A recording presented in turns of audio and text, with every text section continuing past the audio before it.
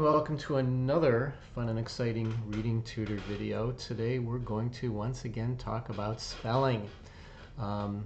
Because yeah, like I said before, spelling's important, so we're going to talk about it. A lot of times when kids are learning to spell and they're having trouble spelling, the teacher will tell them, sound out the word. Just go ahead and sound it out.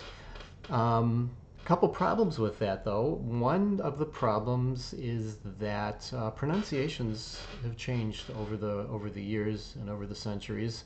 So, for example, I wrote this sentence down here. I typed it out, and I'm sure you can all read it. It says, "What you doing?" At least that's how a lot of us would say it if we were talking quickly. What you doing?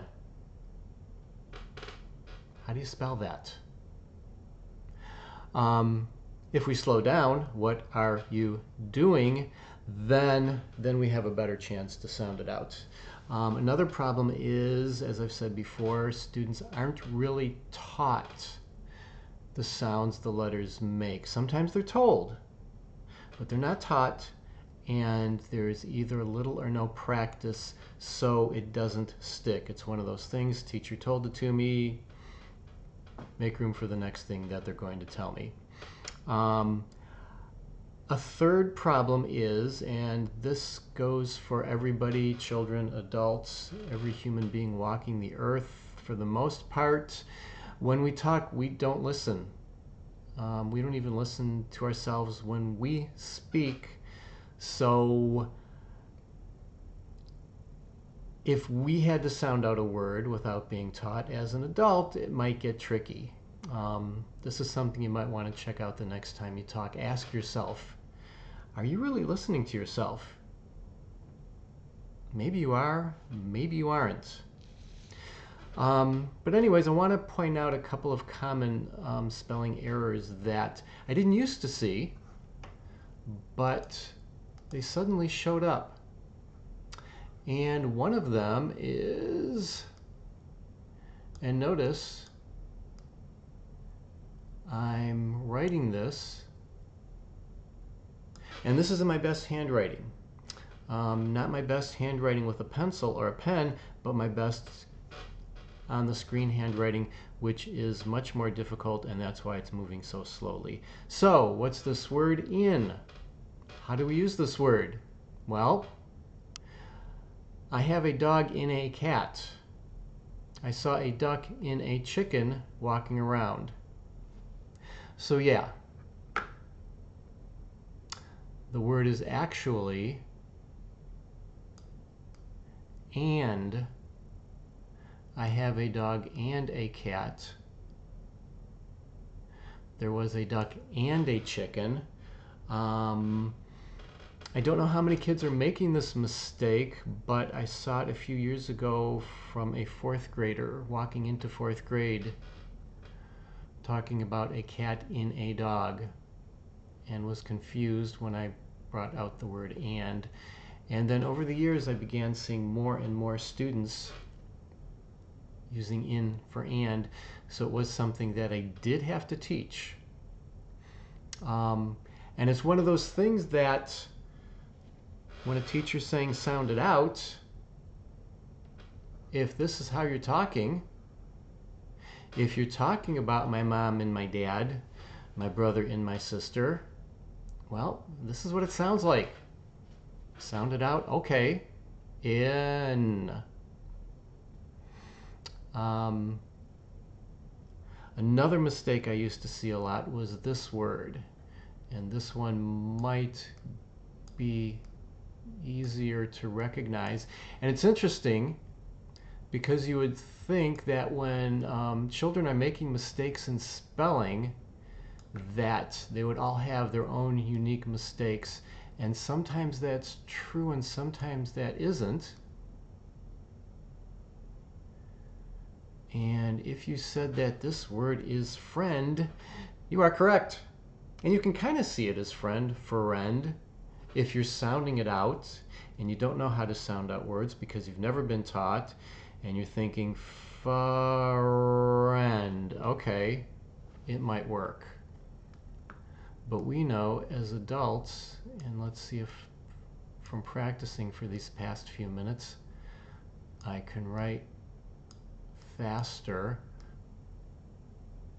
Although who knows, maybe you're as fascinated as I am watching the little computer pencil drag a line across the screen for friend. And then another word, of course, which a lot of kids use, but if we look at the spelling that they come up with, if they're not taught to spell it, cousin, this makes perfect sense. All of the letters in the word spelled this way make the sound that the student expects them to make. K, a, z, I, n. Although if it's spelled correctly,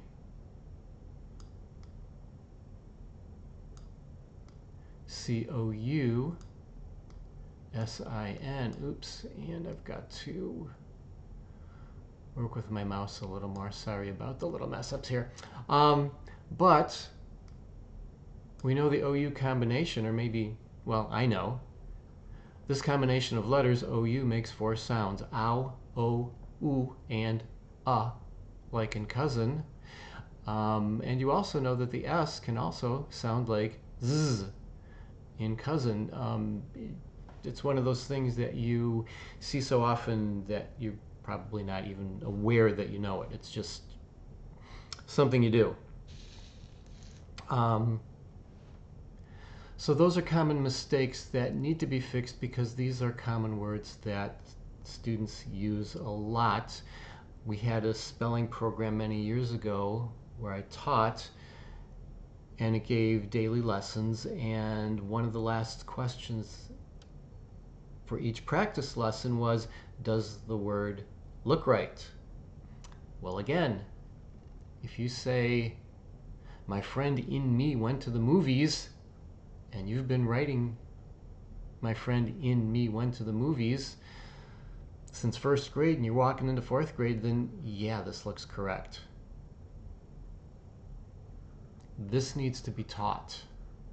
This needs to be taught. This needs to be taught. What are you doing needs to be taught. One theory of spelling that showed up many years ago, I don't know if it's still accepted, is called invented spelling. You let students spell the word any way they want, and eventually they'll be taught the correct spelling. And eventually is like tomorrow. It never comes. So invented spelling is an abomination. It's no good for kids. They end up not learning, well, they end up learning something, they end up learning incorrect spellings, and those incorrect spellings stick. Someday they may be taught correct spellings, but then it's double the work to learn the correct spelling when the incorrect spelling is so ingrained. So if anybody ever promotes invented spelling to you, no, they're just wrong. Yeah, and it might slow down a student's writing in the beginning when they're still learning to spell words, and maybe they don't know how to spell a lot of words, and that might limit what they can write. But it's really more important that what they write is correct, so that first of all, other people can read it. So give it to the teacher, give it to another student, they can read it, understand it, and when a student is looking at it the next day, they understand what they wrote. Because I've seen students who don't know how to read and write, and we do our daily writing, and they want to read it to the class. It's gibberish, but they're reading what they think they wrote or what they wanted to write, and the next day they would read something completely different. And if it's a paper or a booklet, they hold it up to their face like that so nobody else can see what they wrote or didn't write. So anyways, that was our fun and exciting lesson for today. If you have any questions, if you ever have any questions, write them in the comments and I will answer them in a future video. Don't forget to like and subscribe, and I will see you in the next, well, you'll see me in the next video. It's not like this is a two-way street.